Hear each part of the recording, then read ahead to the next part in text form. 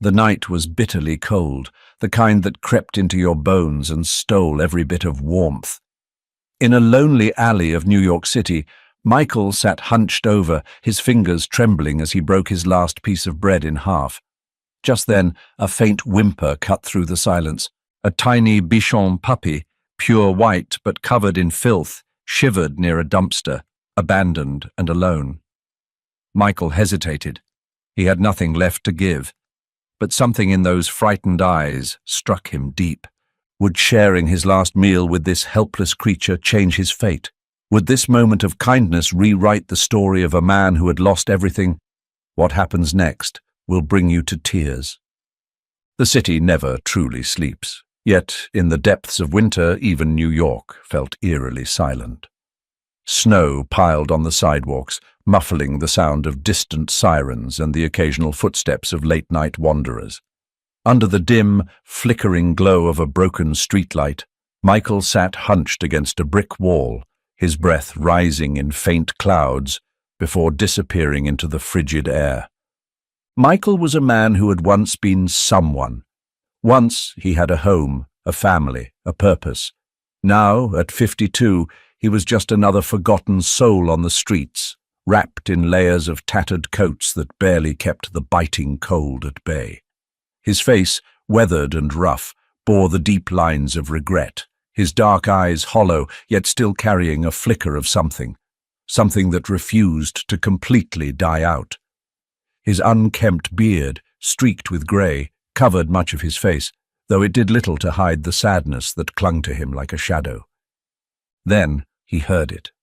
Michael turned his head toward the alley across from him. At first he saw nothing but piles of garbage, the rusted outline of a dumpster, and the endless stretch of snow-covered asphalt. But then, beneath a crumpled cardboard box, something moved. Carefully, he pushed himself to his feet, his joints aching from the cold. He limped toward the source of the sound, his boots crunching softly against the fresh snow. When he got closer, he saw it. A tiny bundle of white fur, curled up and shivering, barely more than a shadow in the dim alley light. Abandonment. Michael knelt, his breath catching in his throat. "Hey there, little one," he murmured, his voice rough from years of hardship, but softened by an emotion he hadn't felt in a long time: concern. The puppy whimpered again, its tiny frame pressing deeper into the shadows, instinctively afraid. Michael hesitated. He had nothing, not even enough to keep himself warm. Taking in a stray, even a creature as small and helpless as this, was reckless, foolish.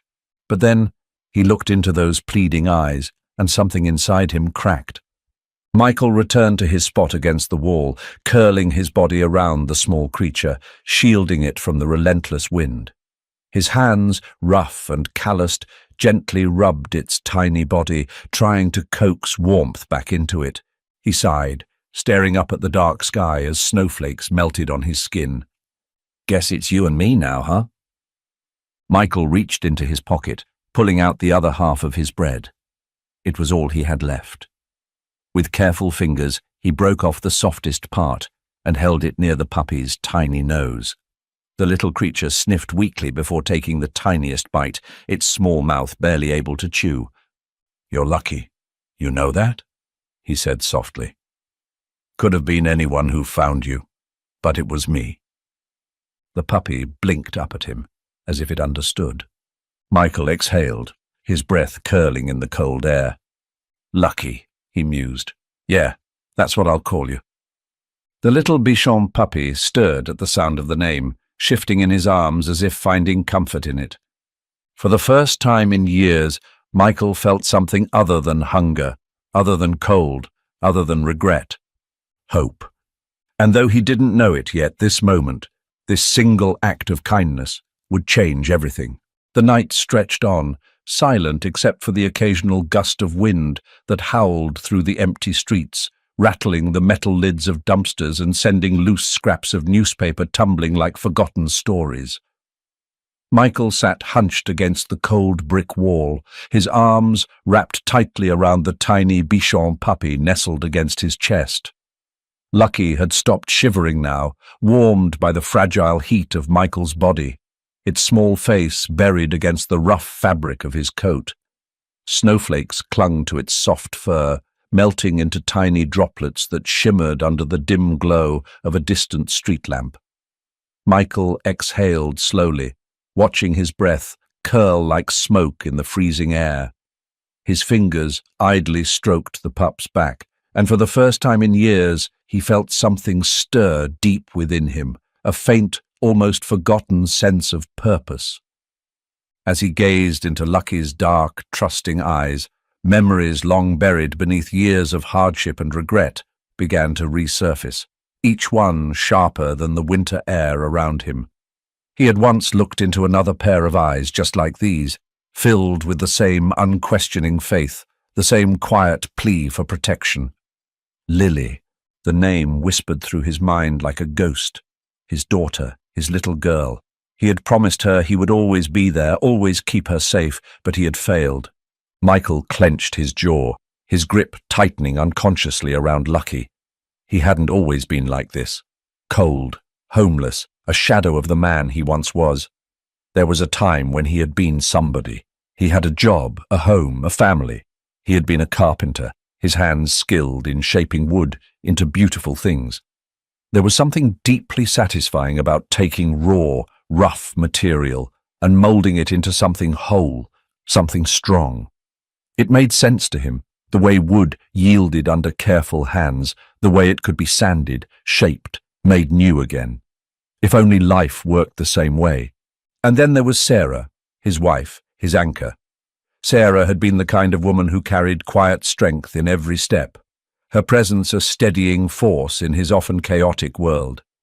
She was tall and lean, with sharp cheekbones and deep-set brown eyes that saw more than she ever said. She had been patient, kind, but she had also been fierce when she needed to be. She had loved him, even when he didn't deserve it. Michael swallowed hard, his throat tightening. It had been a Friday night, cold but not like this, not the kind of cold that seeped into your bones. He had gone out for drinks with friends from the shop, just one beer, maybe two. He had worked hard all week. He deserved a night to unwind. That's what he told himself. But one drink turned into 3, then 4, and before he knew it, he was fumbling with his keys in the parking lot, swearing that he was fine, that he could handle it. He should have taken a cab, the sound of tires screeching, the impact, the sickening crunch of metal twisting, glass shattering, the screaming, Sarah's screaming. Michael closed his eyes, but the memories kept coming. The smell of gasoline and blood, the flashing red and blue lights, the paramedics pulling him from the wreckage, his head pounding, the world spinning. Sarah had been in the passenger seat. Lily had been in the back. Sarah hadn't made it. Lily had survived, but barely. She had been unconscious for days. When she finally woke, she was too young to understand what had happened, but old enough to know that her mother was gone and that everything had changed. Michael had been charged with reckless endangerment and DUI. He lost his job, his home, and worst of all, he lost Lily. Social services had deemed him unfit, had taken her away, placed her in foster care. He had fought, had tried to get her back, but what judge would hand a child over to a man who had killed her mother? Michael's hands trembled. He had let her down. He had promised to protect her, and instead he had shattered her world. And now, after all these years, here he was, sitting in a frozen alleyway with nothing but a starving puppy in his arms, clinging to a life that no longer felt like his own. Lucky stirred against him, letting out a small, contented sigh. Michael looked down at the tiny creature, its delicate white fur still damp from the snow, its breathing soft and steady. It trusted him, completely, without question. His chest ached. "I'll always protect you, sweetheart, no matter what." He had failed once, but maybe, just maybe, this was his chance to make things right. The days blurred together in a never-ending cycle of survival. The biting cold, the gnawing hunger, the restless nights spent shifting against the hard pavement. It was all Michael had known for years. But now, for the first time in a long time, He wasn't alone. Lucky had become his shadow, a small, white bundle of warmth that followed him everywhere, his tiny paws leaving imprints in the snow as they wandered the city streets. Michael had no plan, no destination, only the instinct to keep moving, to find whatever scraps of food he could, to stay just warm enough to make it through another day. New York City was both a place of endless opportunity and unyielding indifference. It moved forward, relentless and uncaring, a machine of flashing lights and hurried footsteps, where no one had time to stop for a man like him. But Lucky, with his bright, curious eyes and soft, cloud-like fur, was different. People noticed him. They smiled at him. A few even bent down to scratch behind his ears, offering a kind word before moving on. It wasn't much, but it was more kindness than Michael had known in years. That morning, they had gone the entire night without food. Michael's stomach twisted painfully as he searched through trash cans near a row of shops, hoping for anything edible. He had learned long ago which restaurants threw away the least spoiled leftovers, which bakeries discarded day-old bread before opening. He was about to check behind a cafe when Lucky suddenly stiffened beside him, his small ears twitching. Then he barked, sharp, insistent. Michael barely had time to turn before the puppy bolted, his tiny legs kicking up snow as he dashed toward the street. "Lucky!" Michael called after him, his heart leaping into his throat. Across the sidewalk, a young woman was struggling against a man who had just ripped a purse from her shoulder. She stumbled backward, nearly falling onto the icy pavement as the man turned and sprinted away. Lucky, despite his small size, lunged forward with surprising speed, barking wildly. The thief, caught off guard, glanced down and cursed, kicking out at the little dog. Michael didn't think. His body moved on instinct, years of suppressed anger and frustration channeling into a single surge of energy. He ran. The man had a head start, but Michael had experience navigating these streets. He cut through an alley, his boots slipping slightly on the ice, his breath coming in ragged gasps. He saw the thief ahead, his dark hoodie blending into the shadows, but Michael had something he didn't: desperation. He lunged. The two men went down hard onto the pavement, skidding across the ice as the purse flew from the thief's grasp. The man struggled, cursing and thrashing, but Michael held on, gripping his wrist with a strength that belied his worn-down body. A sharp whistle rang through the air. A uniformed officer appeared at the end of the block, running toward them.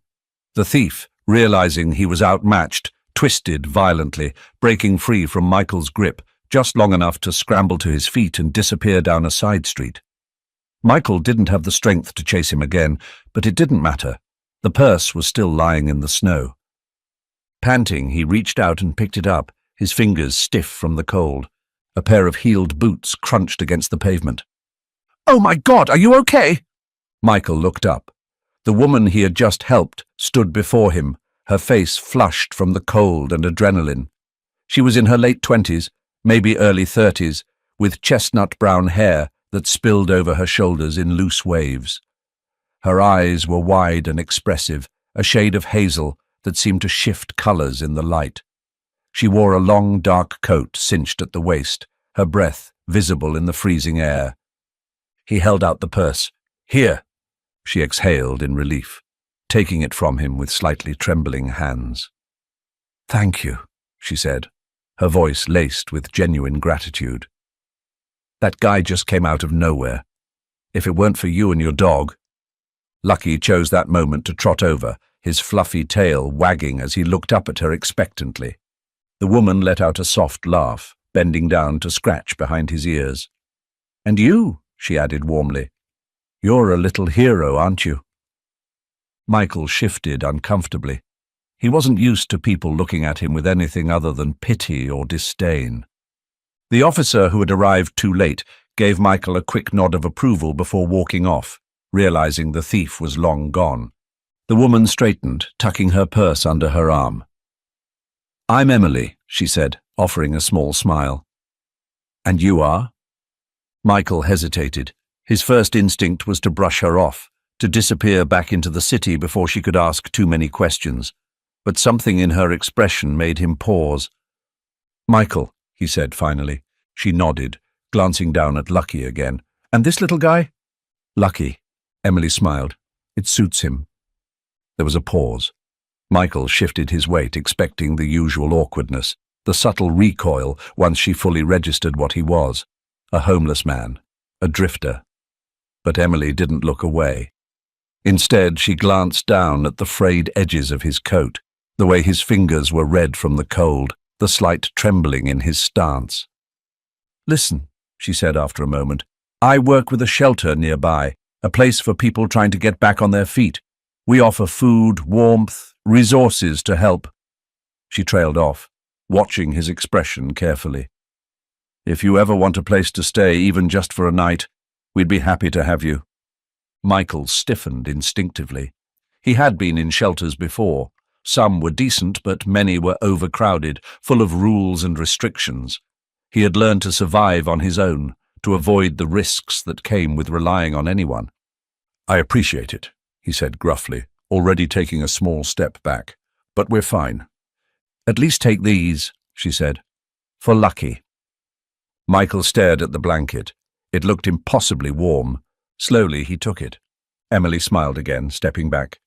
"Maybe I'll see you around, Michael." Then she turned and walked away, disappearing into the flow of people. Michael looked down at Lucky, who wagged his tail as if pleased with himself. He exhaled, shaking his head. "Looks like you really are lucky," he muttered. Lucky yipped happily. Michael wrapped the blanket tighter around him. Maybe, just maybe, things were starting to change. Emily had met many people in her line of work, people who had lost everything, who had suffered through circumstances beyond their control, who had been beaten down by life but still carried a quiet, desperate hope for something better. But Michael was different. There was something in the way he carried himself, the way his dark eyes held a depth of pain that ran deeper than the cold streets he walked on. He wasn't just another lost soul. There was a story there, a weight on his shoulders that went beyond mere survival. And no matter how much she tried to push the thought aside, she couldn't stop thinking about him. A week had passed since the night he saved her purse. The memory of their encounter lingered in her mind, the way he had refused her offer of shelter, the quiet dignity in his refusal. He was a man who had learned to expect nothing from anyone, and yet he had risked himself for a stranger without hesitation. Emily had always believed in second chances. She had seen people rise from the lowest points of their lives when given the right support. But Michael, something about him made her believe that his story wasn't over yet. Emily had always been determined, some might say stubborn. She wasn't the type to walk away when she knew she could help. At 29, she had already dedicated most of her life to working with homeless shelters and social programs. She had a strong, kind face, with hazel eyes that could shift between warmth and sharp determination in an instant. Her chestnut brown hair was usually tied back in a practical ponytail, though loose strands often fell across her face when she was too busy to care. She had grown up in a comfortable home, but she had never turned a blind eye to the struggles of others. Maybe that was why she had chosen this path, why she had spent years fighting to make a difference. Finding Michael wasn't easy. The city swallowed people whole, and those who lived on its edges had a way of disappearing. But Emily had spent enough time working with the homeless to know where to look. She checked the usual places, makeshift camps under bridges, alleys where people sought shelter from the wind, abandoned buildings that offered some reprieve from the bitter cold. Eventually, she found him sitting on the steps of an old church, Lucky curled up beside him, the puppy's white fur stark against the worn fabric of Michael's coat. Michael looked up as she approached, his expression unreadable. "You again," he said, his voice rough but not unkind. Emily smiled. "Me again." She sat down beside him, the cold stone seeping through her coat. Lucky stirred, blinking up at her before stretching out a tiny paw in greeting. She scratched behind his ears, feeling the warmth of his tiny body beneath her fingertips. "You've been looking for me?" Michael asked after a moment. Emily nodded. I guess I have. Michael sighed, rubbing a hand over his tired face. He looked even more worn than the last time she had seen him. The city had a way of eroding people, grinding them down day by day. Why? He finally asked. Emily hesitated, choosing her words carefully. Because I think you deserve more than this. Michael let out a dry chuckle, shaking his head. Deserve's got nothing to do with it. There was a silence between them, the distant hum of the city filling the space where words failed. Finally, Emily spoke again. I want to know your story, Michael. His body stiffened slightly. Why? Because I think it matters, she said simply, and because I want to help. Michael studied her, searching for any trace of pity in her eyes. He hated pity, but all he found was sincerity. For the first time in years, he allowed himself to speak. The words came slowly at first, like an old wound being reopened, but once they started, they didn't stop. He told her about the life he once had, a home, a wife, a daughter who had been the light of his world. He told her about the accident, about the night that had stolen everything from him. His hands trembled as he spoke, his voice hoarse from the weight of memories that had never dulled with time. And Emily listened, but then something in his story made her breath hitch. You said your daughter's name was Lily, she asked carefully. Michael nodded, his expression darkening slightly. She was taken away after the accident. I lost custody. Haven't seen her since. A chill ran down Emily's spine, not from the cold, but from the strange, impossible connection forming in her mind. I knew a girl named Lily once, she said, her voice quiet. She was in foster care. She used to say that she was waiting for her father to come back for her. Michael's breath caught. For the first time in years, he felt something other than numbness. Emily hesitated before continuing, choosing her words carefully. Michael, I think your daughter might still be out there waiting for you. Emily reached out, placing a hand over his. You don't know that. Michael exhaled shakily, his fingers tightening around Lucky, as if the little dog was the only thing keeping him grounded. Even if she's out there, what would I say? How could I ever face her after everything I've done? Emily looked at him, her hazel eyes steady. You start with the truth, and you let her decide. Michael swallowed hard. But there was one problem. Emily hesitated before speaking again. There's something you need to know. Lily was adopted, Emily said carefully. She has a new family now. Silence stretched between them. The weight of the words settled heavy on Michael's chest. Even if she was out there, did she still want him? Or had she already moved on, leaving him behind like a faded memory? Michael closed his eyes, his breath unsteady, and for the first time in years he was afraid to hope. Beside him, Emily stood with quiet patience, her presence a steady anchor against the storm raging inside him. She had fought for this, had tracked down Lily's adoptive family, had convinced them to allow this meeting. It hadn't been easy. Understandably, they had been protective, wary of the man who had once lost his daughter, but Emily's persistence and sincerity had opened a door Michael had long believed to be permanently shut. Lucky, sensing his hesitation, let out a soft whimper and pressed his tiny body against Michael's leg.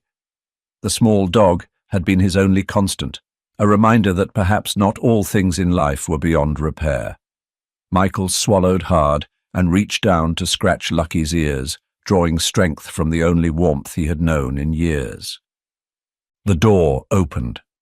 Michael barely had time to brace himself before he saw her. Lily. She was no longer the little girl he remembered. Gone were the chubby cheeks, the messy braids, the wide, trusting eyes that had once looked up at him with absolute belief that he could do no wrong. Instead, before him stood a young woman, 18 years old, tall and slender, with the quiet elegance of someone who had learned to build walls around herself. Her dark brown hair cascaded in soft waves over her shoulders, and her sharp green eyes, Sarah's eyes, held a guarded intensity, flickering between confusion, anger, and something else. Recognition. For a moment, the world stood still. Then Lily's expression hardened. Michael's throat tightened. He had prepared himself for this, had told himself over and over again that she had every right to hate him, that he deserved her anger. But hearing it, standing before her, was an entirely different kind of pain. He faltered, his voice raw, uncertain. I wanted to see you. Lily crossed her arms, her posture rigid. After all these years, you just show up? Michael exhaled shakily. I know I don't deserve this. I know I don't deserve you. Silence stretched between them, thick and suffocating. Michael felt his chest tighten, every instinct screaming at him to turn and walk away, to spare her the pain of his presence. But then, Lucky, oblivious to the tension in the air, let out a happy bark and trotted forward, his fluffy tail wagging excitedly as he leaped up and licked Lily's hand. Her fingers brushed against the soft fur, and something flickered across her face, something almost imperceptible. Michael saw it, a memory. Now, as Lucky licked at her fingers, Lily's breath hitched. She stared at the little dog, at his bright, eager eyes, and for a moment she was 5 years old again, sitting in her father's workshop, her tiny hands buried in soft fur, laughing as Max jumped into her lap. Michael saw the shift in her expression, the way her rigid posture wavered, the way her fingers curled slightly in Lucky's fur, as if holding onto something fragile. He took a tentative step forward. His name is Lucky, he said softly. He saved me, in a way. Lily looked up, her gaze sharp. You needed saving? Michael swallowed. More than you know. Lily let out a bitter laugh. That's funny, because I needed saving too. But you weren't there, were you? Her words were a blade, cutting deep. Michael's hands clenched into fists at his sides, not in anger, but in self-loathing. I know, and I will never stop regretting it. Lily's eyes burned. Then why now? Why come back now after all this time? Michael hesitated. How could he explain it?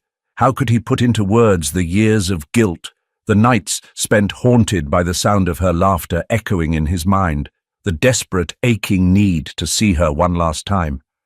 Because I never stopped thinking about you, he said finally, his voice barely above a whisper. Because I needed to know if you were okay. Because even if you hate me, even if you never want to see me again, I needed to tell you how sorry I am. Lily's breath hitched, her fingers tightening around the doorframe. Lily's lips parted slightly as if she wanted to say something, but no words came. The silence stretched, long and heavy. Then, slowly, she crouched down, running her fingers through Lucky's fur. The little dog let out a happy yip, pressing his tiny body against her leg. She sighed. I don't know if I can forgive you, she said, her voice quieter now, less sharp but no less guarded. But she hesitated, glancing up at him, her eyes filled with something between hesitation and reluctant hope. I don't know. Maybe. Michael felt the breath he hadn't realized he was holding escape in a rush. It wasn't forgiveness, it wasn't a promise, but it was something. And for now, that was enough. The rhythmic hum of the saw, the scent of fresh-cut wood, and the gentle scratch of sandpaper against grain. These were sensations Michael had nearly forgotten. But now, as he stood in the corner of a small woodworking shop, his hands wrapped around a chisel, he felt something close to peace. It had been years since he last worked with wood, but his muscles still remembered. His fingers still knew the weight of the tools, the careful precision needed to shape something out of nothing. The shop belonged to an old craftsman named Walter, a man in his 60s with silver-streaked hair and thick, calloused hands that had spent a lifetime shaping wood into art. Walter was a man of few words, his face lined with deep wrinkles from years of hard work, but his blue eyes held warmth, a quiet understanding of life's hardships. He had once built furniture for wealthy clients, but now he preferred the simplicity of small, custom projects, handcrafted boxes, intricate picture frames, rocking chairs that creaked with stories of their own. Emily had been the one to introduce them. When she heard about Walter's shop tucked away in a quiet corner of Brooklyn, She had practically dragged Michael there, insisting that work, real, honest work, might be what he needed to rebuild himself. Walter had eyed Michael carefully that first day, taking in his worn coat, the exhaustion in his eyes, the hesitance in his stance. Then he had nodded once and handed him a block of wood. "Show me what you can do." And just like that, Michael had a job. The work was hard, but it was familiar, and it gave him purpose. He spent his days carving, sanding, shaping, and at night he returned to his small, rented room, modest but warm, a place he hadn't had in years, and always at his side was Lucky. The little bichon had become something of a shop mascot, curling up in the sawdust by Michael's feet as he worked, his fluffy white fur always covered in specks of wood shavings. Customers loved him, especially the children, who would kneel down and let Lucky lick their fingers as they laughed. Even Walter, who had never been much of a dog person, had grown fond of the tiny creature, often slipping him scraps of food from his lunch. But despite the sense of stability creeping into Michael's life, there was one thing that remained uncertain. Lily. She had agreed to see him, to try. But their meetings were brief, careful, as if she were testing the waters before allowing herself to dive in. She would come to the shop sometimes, watching from a distance as he worked, running her fingers over the smooth edges of his projects, but never saying much. He wanted to reach out to her, to hold her like he once did when she was small, but he knew better than to rush it. So he waited. And in the meantime, he began working on something special, a gift. Late at night, long after the shop had closed and Walter had gone home, Michael would stay behind, working by the dim glow of a single overhead lamp. He had chosen a deep, rich walnut wood for the project, smoothing it down until it gleamed. With painstaking care, he carved delicate details into the lid, a tiny engraving of Lucky curled up peacefully, his little body etched into the grain as if he belonged there forever. And beneath it, in careful, steady strokes, he inscribed the words, "Dad will always be here." It was the only thing he could offer her, proof that no matter what had happened, no matter how much time had passed, he had never stopped loving her. But fate had a cruel way of interfering with plans. The first time it happened, he thought it was exhaustion. He had been working late, his hands steady as he carved the final details into the lid, when suddenly the room spun. His breath caught, a sharp pain lancing through his chest. He gripped the edge of the workbench, blinking rapidly as his vision blurred. It passed within minutes, but left him shaken, his heart pounding too fast, too irregular. The second time, he collapsed. Walter had found him slumped over the workbench, unconscious, Lucky whining frantically beside him. When Michael woke in the hospital hours later, he was met with the concerned eyes of Emily and the cold, clinical voice of a doctor explaining words that felt distant, unreal. Heart failure, his years on the streets, the malnutrition, the untreated stress had taken their toll. His body was failing, and there was nothing they could do to reverse the damage. The doctors spoke of options, medication, possible surgery, but none of it sounded promising. What they didn't say, but what Michael could see in their faces, was that his time was running out. He had spent so many years believing he had nothing left to live for. Now, just as he had found something worth holding on to again, life was slipping through his fingers. Emily refused to accept it. She sat beside his hospital bed, her hands curled into fists, anger flashing in her hazel eyes. "There has to be something we can do," she insisted, her voice sharp, determined. "A second opinion, another doctor." "Emily." Michael's voice was quiet, resigned. She looked at him then, really looked at him, and whatever she saw in his expression made her shoulders slump, her fight deflating. Lily came to see him that night. She stood in the doorway of the hospital room, uncertain, her arms wrapped around herself. Michael forced himself to sit up, ignoring the ache in his chest, his eyes drinking her in as if she might disappear. "You're sick," she said finally, her voice barely above a whisper. Michael nodded. "Yeah." She swallowed hard, then stepped forward hesitantly, as if afraid of getting too close. How bad is it? Michael hesitated. He had spent his life running from the truth, from the weight of reality, but this was different. I don't know how much time I have, he admitted, his voice raw. Lily's breath hitched. For the first time since they had reconnected, the guarded wall around her cracked. That's not fair, she whispered. No, Michael agreed. It's not. Silence stretched between them. Then, slowly, Lily walked closer. She sat down in the chair beside his bed, hesitating only for a moment before reaching out, resting her fingers lightly over his hand. Michael felt something tighten in his throat. It wasn't forgiveness, but it was something, and for now, that was enough. The days that followed Michael's diagnosis passed in a strange, fleeting blur, each one slipping through his fingers like sand in an hourglass he couldn't turn over. He had never feared death. Not really. He had spent so many years merely existing, feeling as though he had already died in some quiet, invisible way. But now, standing at the edge of his own mortality, he found himself holding on, not for himself, but for Lily. She had begun visiting more often. The hesitance was still there, lingering between them like a thin sheet of ice, but it had begun to crack. At first, she would stay for only a few minutes, making idle conversation about school, about the foster home she had grown up in, about the adoptive family who had given her a second chance when she believed she had none. Then, the visits stretched longer, and she would ask about his work, his past, the things he had once loved. They both avoided the deeper wounds at first, dancing around them like people afraid to set foot on unstable ground. But as the days passed, the walls between them grew thinner. And so, Michael decided that if he was running out of time, he would make sure that what little remained was spent with her. It was on a particularly cold evening that he decided it was time.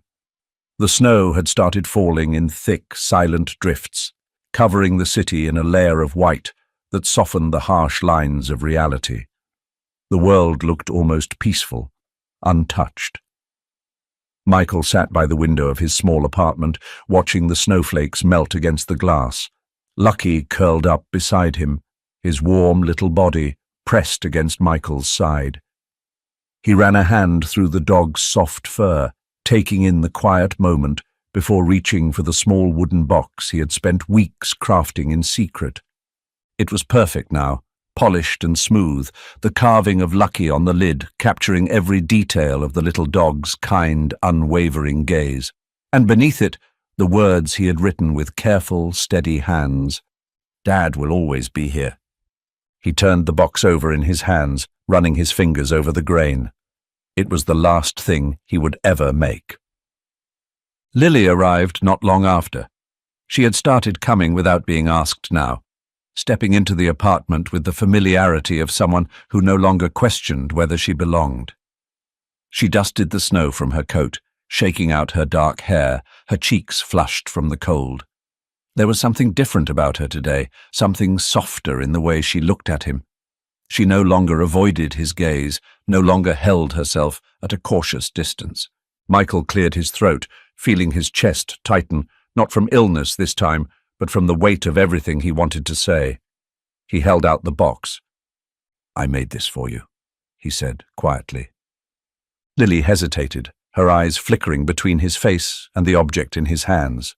Then, slowly, she stepped forward and took it. She turned it over carefully, running her fingers along the edges before tracing the carved image of Lucky. A soft, shaky breath escaped her lips. Then she opened it. Inside, the wood was smooth and empty, save for a small folded note. Her fingers trembled as she picked it up, unfolding it with deliberate slowness. My Lily, I know I cannot change the past.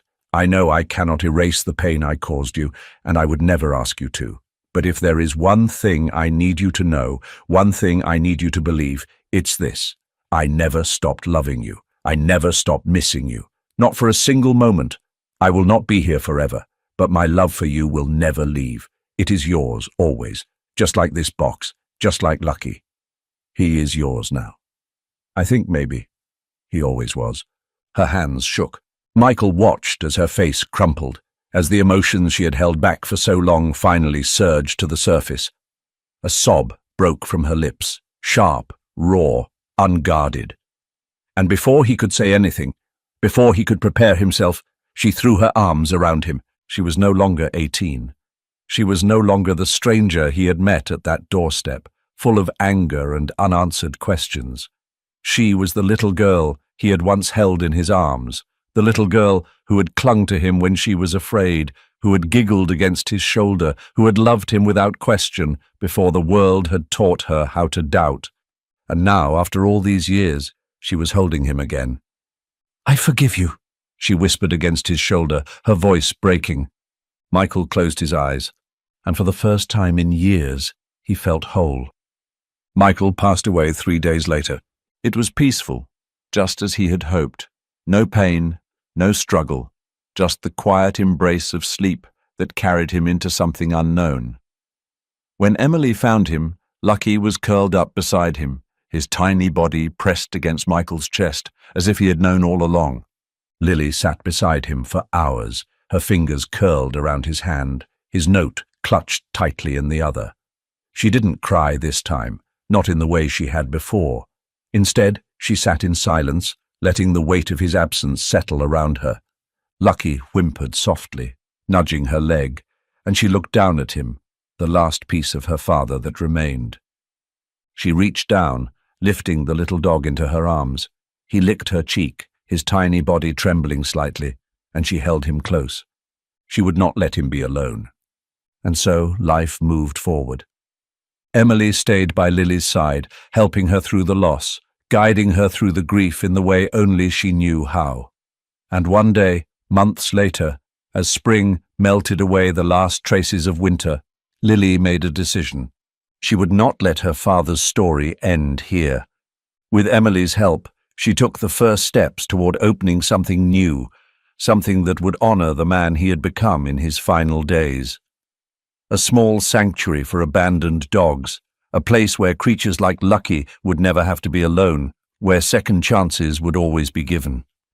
And every morning, as she unlocked the doors, as she watched the dogs run and play in the open fields, she would glance down at the little white dog trotting faithfully beside her, his tail wagging, his eyes bright, and she would remember. A man who had once been lost, a girl who had once been alone, a second chance that had come just in time, and a promise that even in death had never been broken.